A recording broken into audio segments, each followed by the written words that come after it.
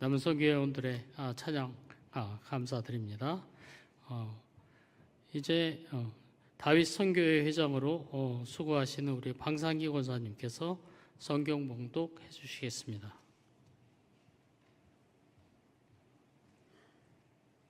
반갑습니다. 오늘의 성경 말씀은 출애굽기 1장 1절에서 7절 말씀입니다. 야곱과 함께 각각 자기 가족을 데리고 애굽에 이른 이스라엘 아들들의 이름은 이러하니 르우벤과 시온과 레이와 유다와 이살갈과 스불론과 베냐민과 단과 납달리와 갓과 아세리요. 야곱의 허리에서 나온 사람이 모두 70이요. 요셉은 애굽에 있었더라. 요셉과 그의 모든 형제와 그 시대의 사람은 다 죽었고 이스라엘 자손은 생육하고 불어나 번성하고 매우 강하여 온 땅에 가득하게 되었더라. 아멘.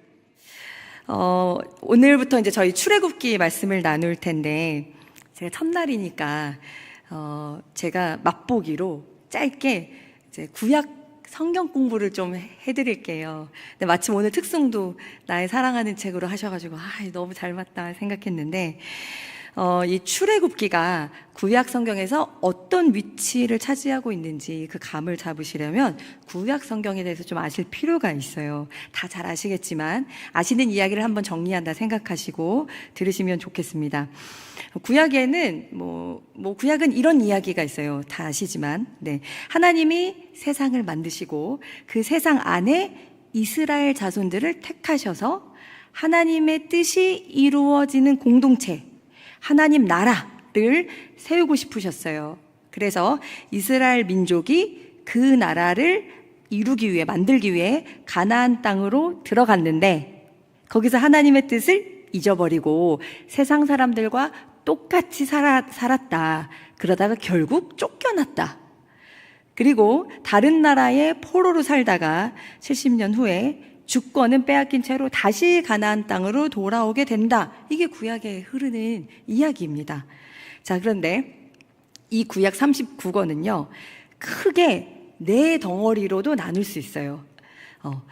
모세 오경 들어보셨죠? 창세기, 출애굽기, 레위기, 신명기, 창세기, 출애굽기, 제 새벽기도 때도 틀렸는데, 창세기, 출애굽기, 레위기, 민수기, 신명기, 그리고 역사서라고 있고요. 그 다음에 성문서, 지혜서라고 하는 게 있고, 그 다음 예언서, 이렇게 또 크게 네 덩어리도 나눌 수 있어요.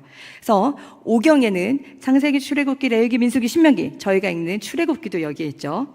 그래서 이 성경의 기본이 되는 제일 중요한 파트입니다. 왜냐하면 저희 성경에 나오는 율법이라는 거 있잖아요. 이 율법, 이 모든 기본법이 다 여기서 나와요. 그래서 히브리어로 토라라고도 합니다. 토라는 율법, 가르침이라는 뜻이고요.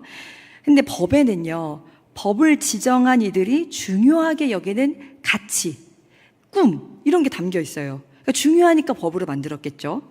그래서 우리나라 대한민국 헌법은 뭘로 시작하냐 다 아시겠지만 1항, 대한민국은 민주공화국이다.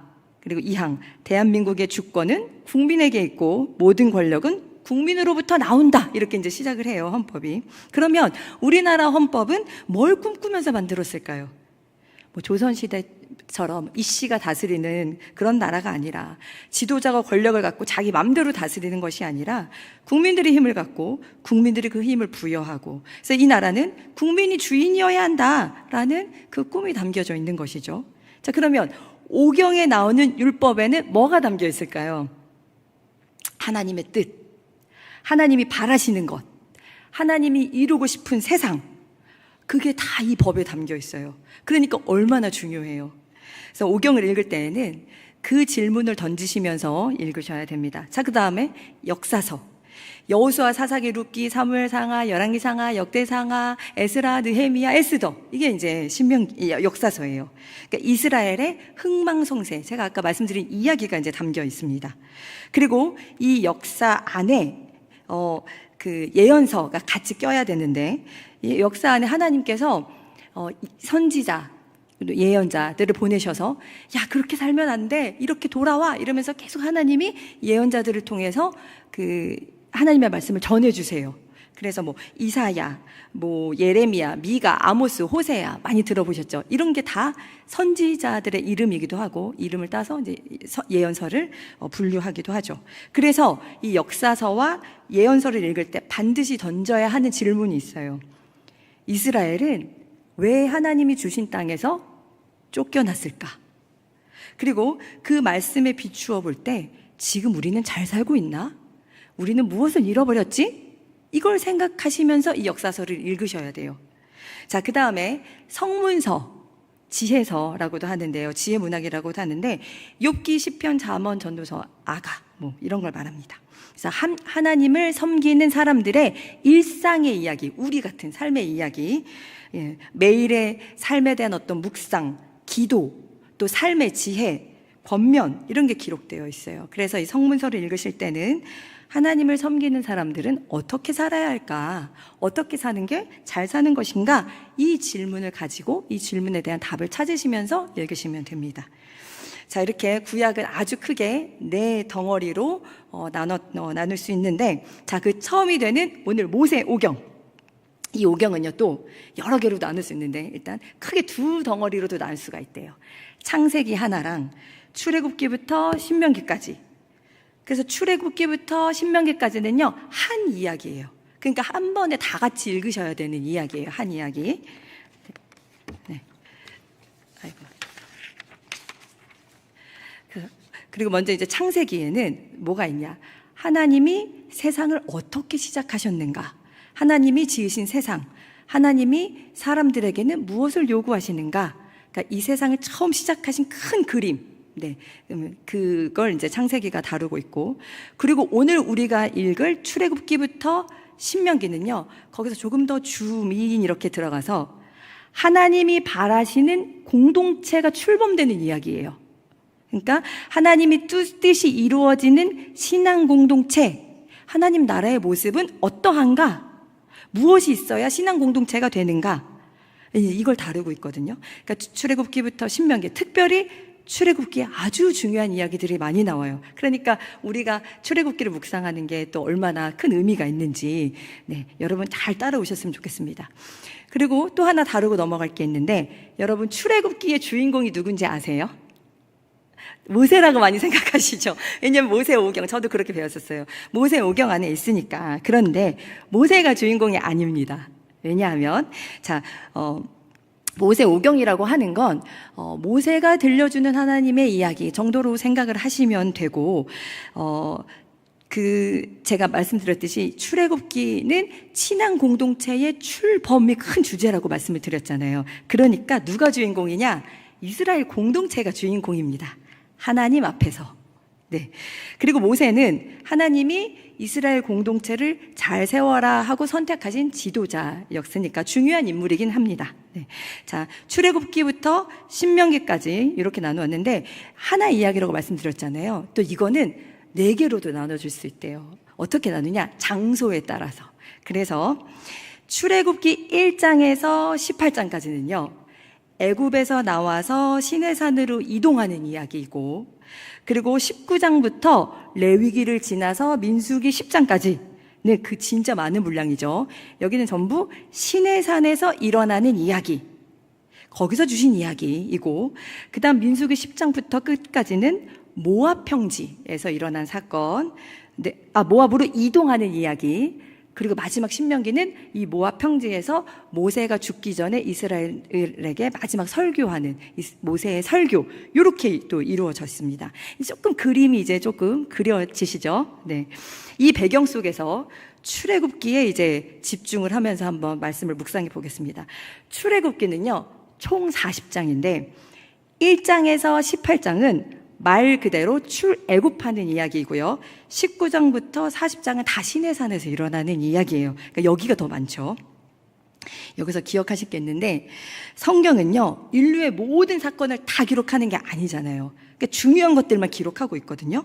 그러니까 뭐 몇십 년, 몇백 년의 일을 한두 문장으로 정리하고 넘어갈 때도 있고, 뭐 가령 오늘 우리가 읽은 본문은요, 뭐 야곱의 가족들이 다 애굽에서 정착하고 거기서 야곱이 죽고 그 다음에 요셉이 죽고 그 다음에 새로운 왕이 일어나고 이 100년이 넘는 이야기를 7절 안에 다 담았잖아요. 그러니까 이렇게 생략하거나 아니면 아예 삭제하는 이야기도 있고, 굉장히 중요하게 많은 분량을 할애해서 다루는 이야기도 있어요. 저희 성경 통독할 때 제일 첫 번째 장애물이 저희 나중에 출애굽기 뒤에 나오겠지만 성막 이야기잖아요. 몇 규빗이 나오고 청색, 홍색시, 이거 왜 이렇게 길게 나오는 거야? 그냥 하나님이 말씀하신 대로 지었다 이러면 되는데, 중요하기 때문에 그렇습니다. 그래서 분량이 많다는 건 여러분들이 조금 더 주의해서 주목하셔서 생각하시면서 읽으시면 좋아요.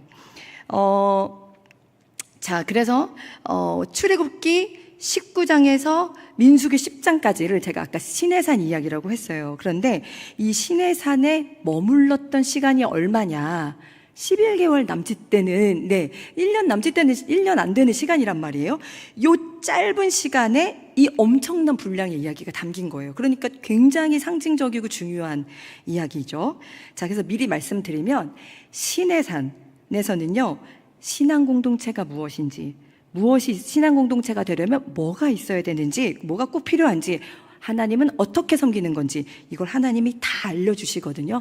그래서 율법과 성막을 통해서, 요게 이제 출애굽기 후반부에 담겨 있습니다. 그래서 이제 1장부터 18장을 읽으실 때는요, 출애굽하는 과정, 막 10가지 재앙 나오고 되게 재밌잖아요. 근데 이 과정, 또 출애굽의 사건, 홍해가 갈라지고 막 이스라엘을 구원하시는 이야기에도 집중하시겠지만, 19장부터 나오는 그 출애굽의 목적, 이스라엘을 구원하신 이유, 목적, 이게 더 중요하게 다뤄지고 있다라고 생각하시면서 지금 겪는 고통은 하나님의 뜻을 향해서 가는 과정이다라는 그 기대감을 가지고 앞부분을 읽으시면 더 좋을 것 같습니다. 자, 드디어 1장을 한번 다뤄보겠습니다. 자, 1장에서는요, 왜 이스라엘 자손들이 이야기가 애굽에서 시작되는지부터 이제 다루기 시작합니다. 당시 이 초강대국이었던 그 애굽에서 이제 이스라엘이 왜 나가야 되는지 이제 이 설명을 하고 있는데, 먼저 이스라엘 자손들의 이야기가 왜 애굽에서 시작되냐, 여러분 성경 잘 아시겠지만 제가 오늘 이제 점심에 또 지난번에 이제 권사님들하고 식사를 하면서 요즘에 성경을 내가 잘 모르는데 성경에 관심을 가져요 이런 말씀들을 하시더라고요. 그래서 제가 그냥 성경 이야기를 좀 더 모르시는 분들이 있으실 것 같아서 들려드릴게요. 그 창세기 마지막에 보면 요셉 아시죠? 요셉이 형들에 의해서 미움받아서 애굽으로 팔려가는 이야기가 나오잖아요.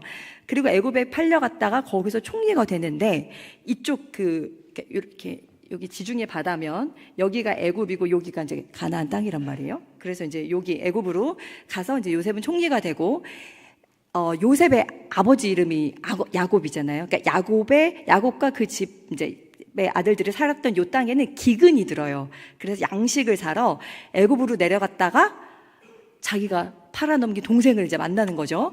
그래서 이제 요셉과 만나서 용서하고 뭐 용서 빌고 막 이러면서 화해를 한 다음에, 요셉이 자기네는 풍족한 땅에 살고 있으니까 아버지를 모시고 싶을 거 아니에요. 그래서 야곱과 그의 가족들이 다 애굽에 와서 살게 됩니다. 근데 그게 오늘 본문에 보면 70명이었다 이렇게 나오죠.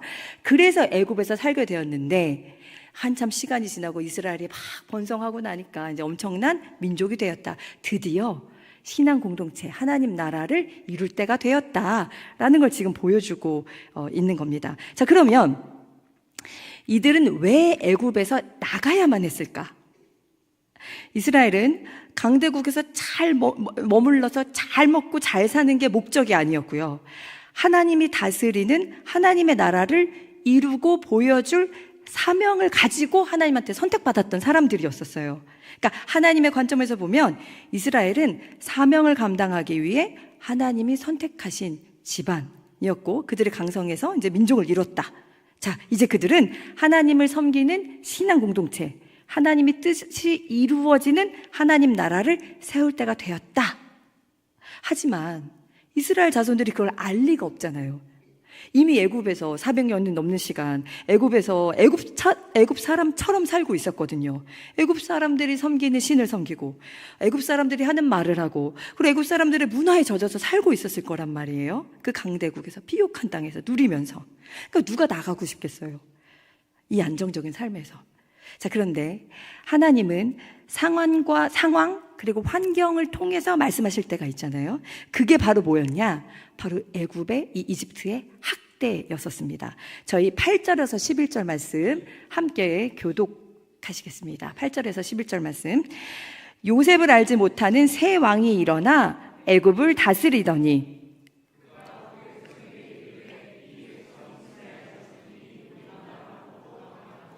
자, 우리가 그들에게 대하여 지혜롭게 하자. 두렵건대 그들이 더 많게 되면 전쟁이 일어날 때 우리 대적과 합하여 우리와 싸우고 이 땅에서 나갈까 하노라 하고 그들을 위해 세우고 그들에게 무거운 짐을 지워 괴롭게 하여 그들에게 바로를 위하여 국고성 비돔과 라암셋을 건축하게 하니.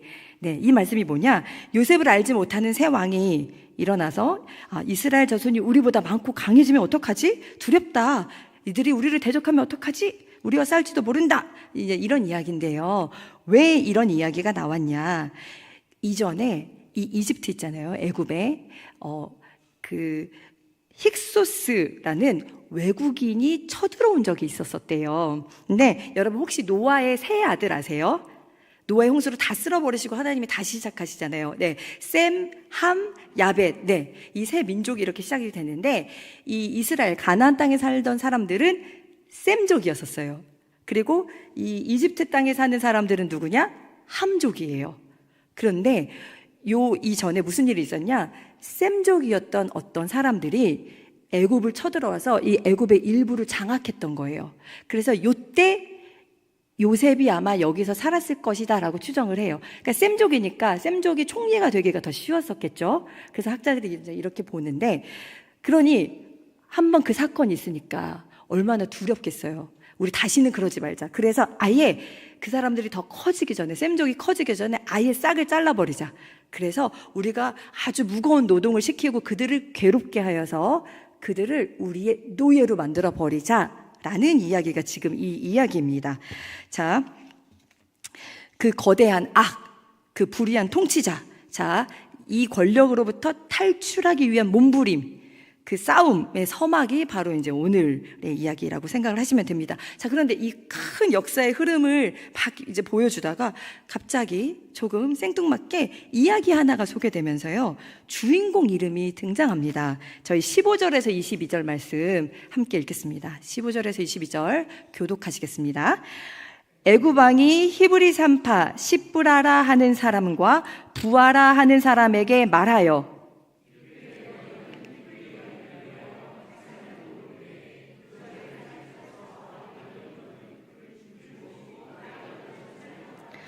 그러나 산파들이 하나님을 두려워하여 애굽 왕의 명령을 어기고 남자 아기들을 살린지라.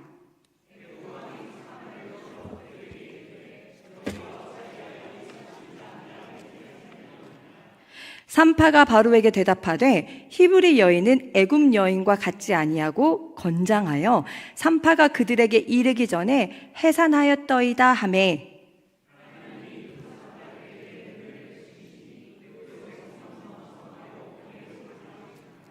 그 산파들은 하나님을 경외하였으므로 하나님이 그들의 집안을 흥왕하게 하신지라.